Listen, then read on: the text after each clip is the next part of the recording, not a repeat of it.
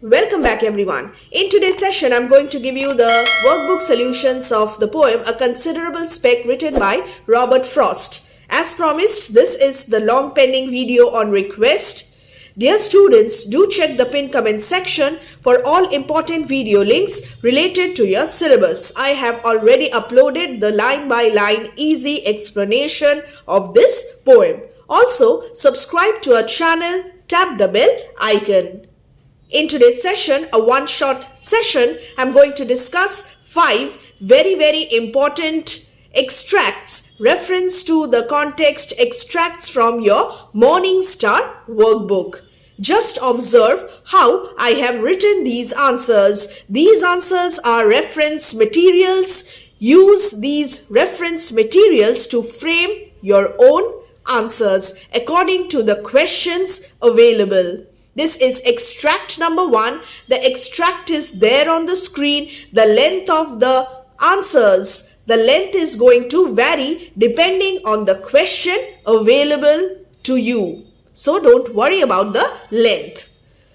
When did the speaker notice a speck? When? The speaker was sitting at his desk writing something on a paper sheet so white when he suddenly saw a speck. This is how you must write a brief to the point answer. When he was sitting at his desk writing something on a paper sheet so white when he suddenly saw a speck. And why did he feel that it would have been beneath his sight? The expression beneath his sight means something too small or insignificant to be noticed. Thus, he felt that the speck would have been beneath his sight as it was a very small piece or speck, suggesting its minuscule size, microscopic size, not big enough to be seen. The speck was so small that it was negligible. It could not be noticed easily. Therefore, he uses the expression beneath my sight. I have given the meaning first and then I have explained it. In this way, write brief to the point answers. Again, these are reference answers. I have mentioned all the points that are possible for a single answer so that you can take help from them. Why did the speaker idly poise his pen in the air?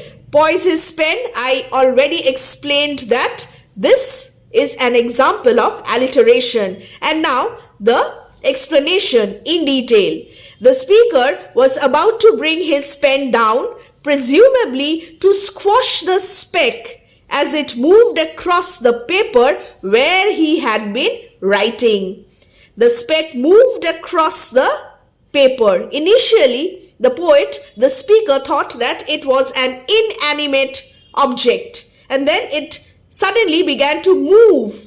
So, he decided to bring his pen down to squash the speck. This is the reason. What was strange about it that attracted the speaker's attention? What was the speck in reality? We have 2 subparts, and as usual, a reminder once again, dear students, if you have multiple subparts, change paragraphs. It is better to change paragraphs. What was strange about it that attracted the speaker's attention? The speck was not an inanimate particle of dust moved by his breath as he initially assumed. This was strange that attracted the speaker's attention, which made him think. He started to think. Here I just make a correction. It is speaker's attention. Just a little correction. So this was strange. It was not an inanimate particle of dust as he initially had assumed it to be. And this made him think. What was the speck in reality then? The speck in reality was a living creature, a mite. A simple, brief, to the point specific answer. Explain the meaning of the last line of the extract. The living might was with inclinations it could call its own. Here I have quoted from the text. And now the explanation of the quotation. It seemed to have its own desires, preferences, feelings and decision-making power. So not just a living mite, but a living insect with its own desires, preferences, feelings and decision-making power. The explanation of the last line of the extract. After this, question 5. Explain briefly how does this extract justify the title of the poem. The title, A Considerable Speck, is an example of oxymoron. Again, this is there in the line by line explanation video, so do check that video as well. This extract can be seen as a reference to the mite, which despite its tiny size, you must always keep this in mind. ये जो mite है, जो insect है, वो बहुत छोटा सा है. Tiny size, insignificant, negligible है. But it displays behaviors and inclinations that make the poet consider its existence, intelligence and survival instinct. छोटा सा है, मगर वो जो काम कर रहा है, अपने आप को वो जो बचा रहा है, उससे स्पीकर बहुत प्रभावित है. He is influenced by the desperate movements of the speck and he considers its existence, intelligence and survival instinct. So this is the oxymoron. Two contradictory terms. Tiny size, yet it deserves attention and thought, hence its worthiness. Tiny, insignificant, unimportant, but again worthy of our attention and thought. This is what the title is all about. The speck, seemingly unimportant and minute, deserves attention and thought, hence its worthiness. This is the justification of the title. I have discussed the justification of the title in detail in the line by line explanation video. That session is important, so go and watch it. Extract number 2. The extract is there on the screen. Which characteristic trait of the mite feature is the speaker talking about in the first line of this extract and why? The mite demonstrates intelligence through its actions. Here, I will just omit this. The mite demonstrates intelligence through its actions. Finished. And now, why? The mite seems wary. What is the meaning of wary? Apprehensive. डर गया है. ये जो छोटा सा insect है. The mite seems wary of the speaker's pen. वो भाप गया है. कुछ ना कुछ होने वाला है. ये speaker, ये जो इंसान है, वो अपना पेन नीचे लाएगा और मुझे मार देगा. The mite seems wary of the speaker's pen, pausing as though suspicious. Then it resumes its frantic movement, heads towards the wet ink on the page, pauses again to possibly drink or smell the ink. It seems to dislike the ink as it quickly turns to fly. So this is intelligence through its actions. And this is the characteristic trait, and this is the justification of this statement, of this assertion. Assertion and then reason. It is that simple, dear students. Read the text thoroughly and go through reference materials and you will be able to write all the answers. Why did the speaker at first think that the mite did not have feet? It seemed too tiny to have room for feet. इतना छोटा है, feet कहाँ पे होगा? Thus the speaker first thought that the mite did not have feet. What made him change his stance? At the very next moment, it did not want to die. It ran. Feet nahi hai. Fir bhi it ran with terror and with cunning crept. Thus it exhibited a fear of death and a desire to survive. These observations, this expression is important. The speaker is observing the mite closely and minutely, and these observations made the speaker change his stance at the very next moment, and he affirmed that it must indeed have a full set of feet. Chota hai to kya hai? Full set of feet bhi hai. What made the speaker realize that it didn't want to die? The mite's strong instinctual desire, अंदर से आया है ये desire to live, to preserve its own life, instinctual desire to preserve its own life made the speaker realize that the speck was driven by basic survival instincts. And this is similar to how larger animals might respond when faced with threat. Take an elephant, take the snake, take human beings also. We all respond in same manner if we are faced with threat. And what is it? Basic survival instinct. And this comes from within. Instinctual desire. And this mite is so small. इतना छोटा सा है. मगर इस mite ने भी क्या exhibit किया है? This instinctual desire to preserve its own life. The mite is a conscious being. It navigates the white sheet of paper fearfully and frantically, suggesting a sense of self-preservation. Small, yet has a sense of self-preservation, just like any other larger animal. What did it do in the middle of the sheet of paper? Why? Again, two subparts, hence I have changed the paragraph. The mite cowered down in desperation. It's there in the text. In the middle of the open sheet, attempting to become smaller to avoid being noticed. Such an intelligent creature. It lowered itself in fear, seemingly accepting its fate. Resigned itself to the human god. Here the human god is the speaker. अब जो होगा सो होगा. खुद को surrender कर दिया to the human god, that is the speaker. Explain the attitude of the speaker towards the mite in this extract. The speaker thinks that the mite's fate is in his hands.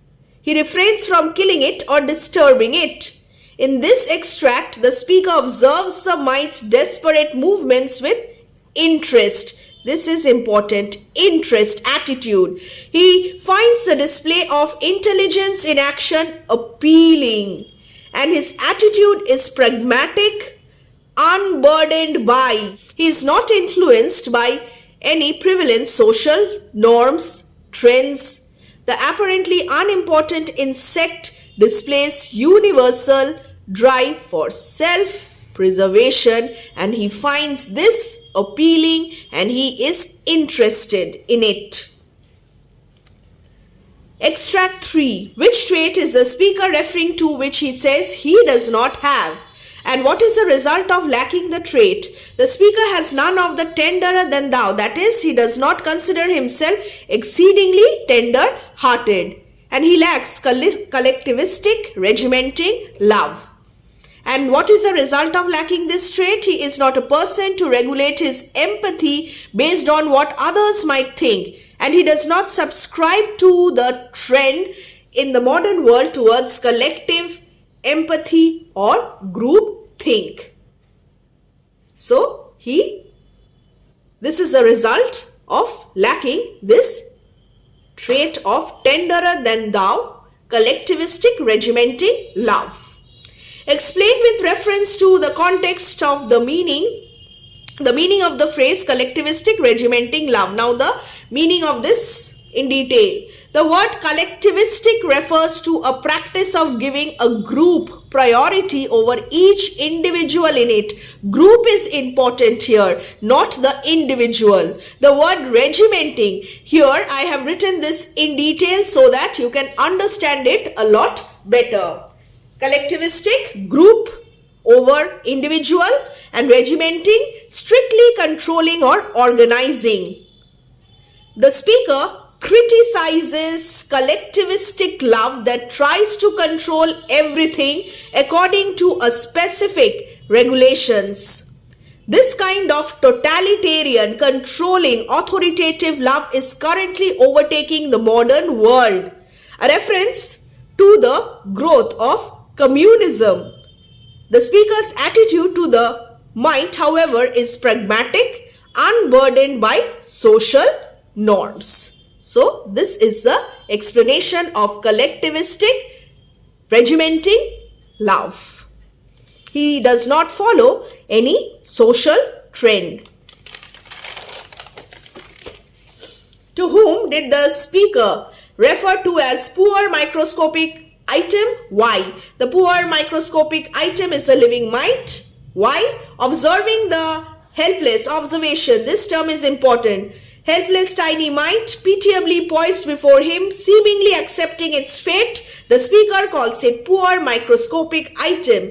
By cowering down, attempting to become smaller, to avoid being noticed, it becomes almost negligible, hence microscopic, which you cannot see with your naked eyes. You need a microscope. It is so minuscule, it is so tiny, so poor, helpless, microscopic item, almost an object. What does it suggest about the speaker? Despite his previous assertion of lacking sentimentality towards the speck, he now empathizes with the tiny creature. He observes it and now he has a connection. He feels connected to it. And why did the speaker let it lie there? As a result of this feeling of connection, he lets it lie there. The speaker decides to let the mite be, hoping that it falls asleep. He refrains from disturbing it or killing it. And do you think he is right? The speaker was right in doing so. Give reason to support your answer. This is a reason. He had no reason to harm it. Why? As it had done no harm. It had not harmed the speaker also. So, the speaker also did not have any specific reason for harming it. Moreover, he recognizes its consciousness or intelligence. It is a conscious being, hence has a right to live. Explain, how does the extract reflect on the theme of the poem? This extract reflects themes like respect for life, empathy and individuality. I have written 3 themes over here. All these themes are interconnected. And now the explanation. The speaker chooses to let the mite live. Why? Because he recognizes its basic survival instinct, highlighting an inherent respect for all life forms, no matter how small or seemingly insignificant. Very important. And related to this is empathy. He empathizes with the mite, understanding its fear and will to survive. He distances himself. Now, individuality. He distances himself from the modern world's collectivistic, regimenting love, sharing the feelings of another being. Just as I told you a little while ago, a feeling of a connection. An inherent connection between the two, guided by personal perspective, and in doing so, he is guided by personal perspective and not any collectivistic regimenting love, not any social trend. And he is guided by personal love as well as individual thought, hence individuality, respect for all forms of life, empathy, all interconnected, all themes of this extract. Extract 4. Just read the extract. It's there on the screen. What does the speaker want to convey by saying that he has a mind? The speaker has a mind himself, acknowledging his own consciousness, decision-making power, intelligence, features that make humans superior to other forms of life. Generally, humans are superior beings because of their decision-making power, because of the supreme consciousness. Which characteristic trait of the speaker is conveyed by this assertion? It highlights the speaker's ability to think, reason, perceive, observe, as well as his appreciation for intellectual engagement. He perceives the mind, observes its desperate movements, and develops a personal perspective. And this is the human faculty of mind. He has a mind and he uses this mind. He observes and then he analyzes and then he uses the mind to develop a personal perspective. And by developing this personal perspective, he also recognizes other key issues of existence. Where does the speaker find the mind? He is able to recognize consciousness or intelligence in other beings regardless of their form. In which guise, cover does he find it and how does he recognize it? Let's read. How does he recognize it? He finds mind on a sheet of paper in the guise of the tiny living mite.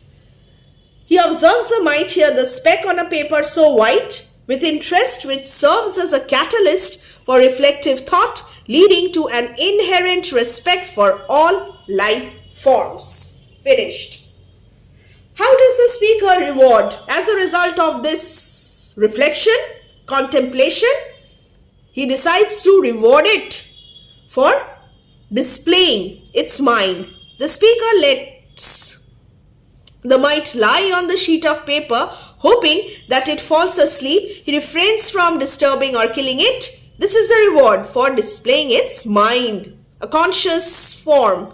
It is a conscious being and therefore has the right to live. Why does the speaker not punish it for trespassing his sheet of paper, disturbing him? The speaker does not punish it for trespassing his sheet of paper because he found that it had a mind of its own and therefore the right to live. And we will see he was glad at this discovery. What is the reason for the speaker's feeling of gladness? Give the meaning of the line on any sheet, the least display of mind. The speaker's close observation, he closely observes the mind and the reflective process that it triggers lead to his discovery of consciousness in other beings, and he expresses joy at his discovery. Now the meaning of the last line shows the speaker's dry humor. Speaker's humor. He refers to intelligence in action. He is pleased to find any sign of intelligence, no matter how small or seemingly insignificant. It shows the appreciation God has for his creation. It also reveals, there is a biblical reference over here, the appreciation God has for his creation, regardless of its size, regardless of its insignificance. God has created everything and he has this kind of appreciation for his creation. What is the central theme of the poem?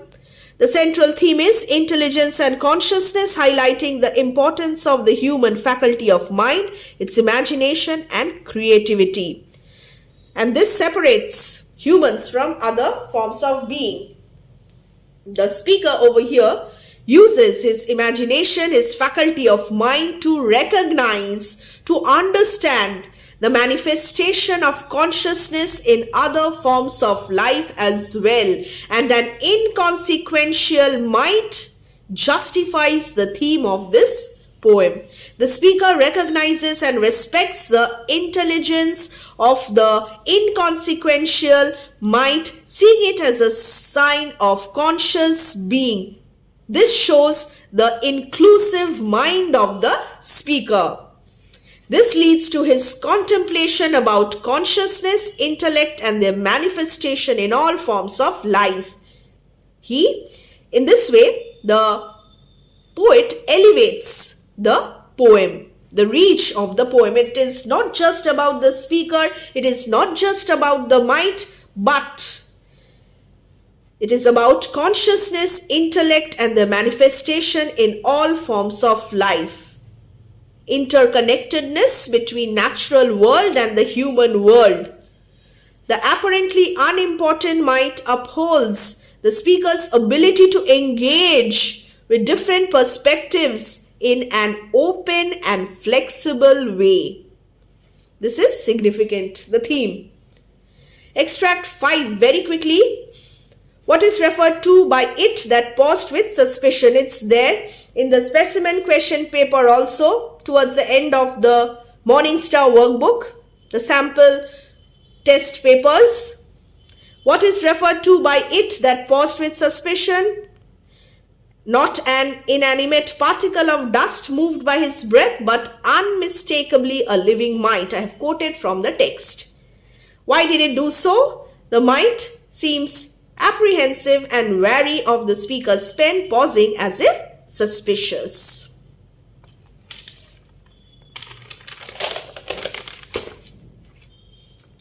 Why did it start racing wildly after a pause? The might resumes its frantic movements, showing that it possesses a strong instinctual desire to preserve its own life.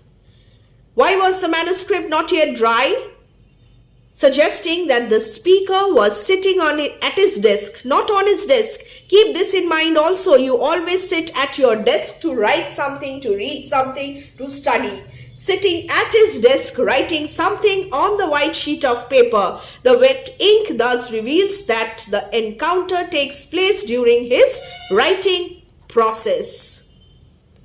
What did it drink or smell with loathing? The ink. And why? The might be extracting moisture or sustenance from the still wet ink. And number 2, it might also be using its sense of smell to explore and investigate its surroundings, potentially trying to identify any potential threats or sources of interest, showing his consciousness, his intelligence. What did it do after that? It seemed to dislike the ink and it turned to fly again, moved away from that place. Explain briefly the use of imagery in the extract. Frost uses visual imagery to make the actions of the might clear in the reader's mind. He describes how an insignificant speck turned into a living, considerable speck, personifying the might. The vivid images, vivid, graphic, of the might pausing, suspecting, loathing, show signs of fear, intelligence, curiosity, and desire to survive. All these things are important, dear students. And the last one, we have 3 subparts over here, 5 marks. How does the speaker deal with the might? We all know he decides to let the might be on the sheet of white paper, hoping it falls asleep, refrains from disturbing or killing it. What makes him do so? The might's desperate movements to survive reveal its intelligence and consciousness. The speaker is interested, observant, finds that it has the right to live. He is glad at his discovery, appreciates its movements. And what makes him do so? This is the answer. How does the speaker's action justify the theme? This shows an inherent respect for all life forms, no matter how small or insignificant. Number 1, again recognizes the intelligence of the might, seeing it as a sign of conscious being. Number 3, the speaker is not limited by preconceived notions or strict definitions of what constitutes intelligence, willing to engage with different perspectives. Openness, inclusive mind, and flexibility of the speaker. And what makes him do this? What makes him realize this? The inconsequential mind and its actions to survive. Insignificant turning into something so significant. So, these are the answers, dear students.